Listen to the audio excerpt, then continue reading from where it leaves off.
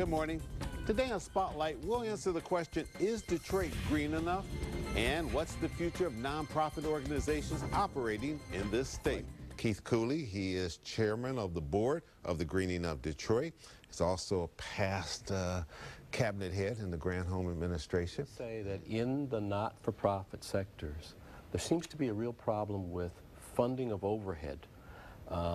A problem that doesn't exist in for-profit companies in the main. At the Greening, we have people that actually plant trees and actually make gardens go and actually train young folks in the city to be gardeners or to be part of the agricultural workforce.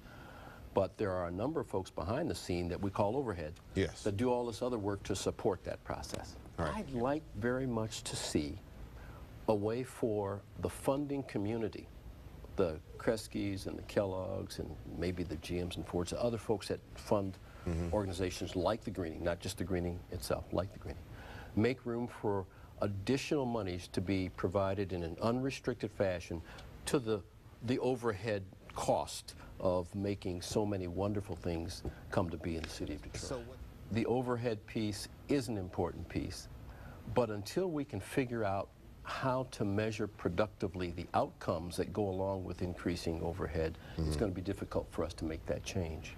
And one of the things that we'd like to do, I know Rebecca's talked to me about it a lot, is find ways to measure outputs, outcomes, and impact in a much better way than we have in the past.